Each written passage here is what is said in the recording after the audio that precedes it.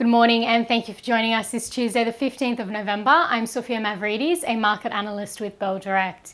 Well, US stocks ended the first session of the week lower, taking a pause from last week's big rally. The Dow Jones closed 0.6% lower, the S&P 500 down 0.9%, and the Nasdaq fell 1.1%.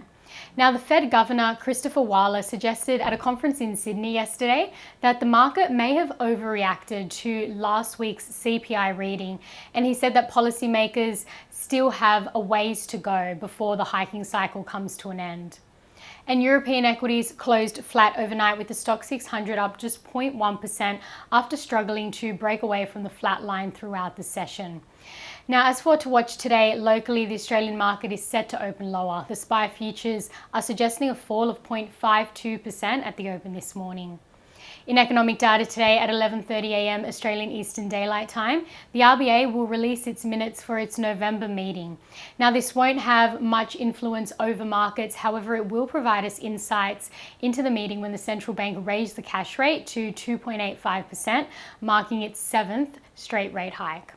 Note that the RBA had also added that it's now seeing inflation peaking at 8% this year compared to its previous forecast of 7.75%.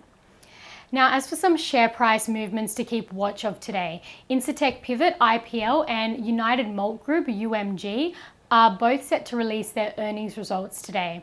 And a few AGMs will be held today for AGL Energy, Orcam, AKE, Glenworth Mortgage Insurance, GMA, and Lifestyle Communities, LIC.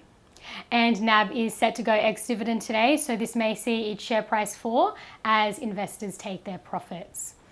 Now, to enter some trading ideas for your consideration, Bell Potter maintained a buy rating on Manish IVF Group, that's MVF, after the company's AGM on Friday. Now, MVF is tracking below Bell Potter's H1 expectations, although the company has increased its market share in the key Australian markets over the first 4 months of the financial year. Now, they have lowered their price target from $1.43 to $1.39, and at its current share price of 92 cents, this implies 51.1% share price growth in a year. And Trading Central have identified a bullish signal in Sayona Mining, SYA, indicating that the stock price may rise from the close of 26 cents to the range of 31 to 33 cents over 34 days, according to the standard principles of technical analysis. And that's all for this morning. I'm Sophia Mavridis with Bell Direct. Have a great day and happy trading.